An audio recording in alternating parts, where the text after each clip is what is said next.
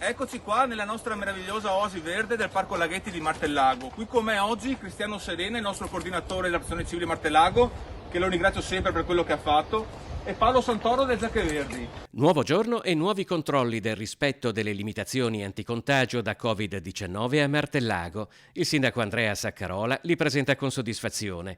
Loro sono i volontari a cavallo dell'Associazione Nazionale Giacche Verdi per la protezione ambientale e civile, che in emergenza pandemia sono chiamati ad un nuovo compito. Occupiamo il territorio delle aree verdi del comune di Martellago. La nostra azione è di prevenzione per quanto riguarda i reati contro l'ambiente e in questo caso con l'emergenza Covid il nostro compito è quello di sorvegliare le aree verdi dove non si presentino assembramenti di persone e le persone rispettino il più possibile le normative del decreto del Presidente del Consiglio.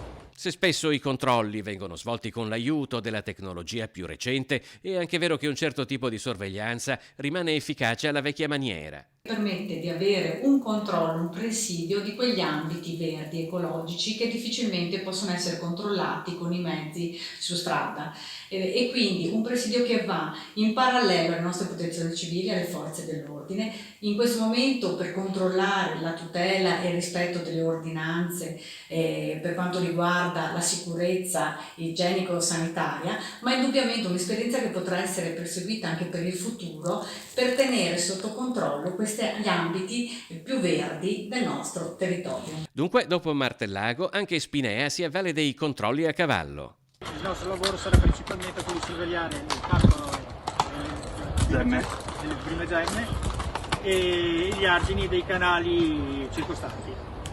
Bene, come si usa dire, andrà tutto bene, ragazzi, buon lavoro. Grazie.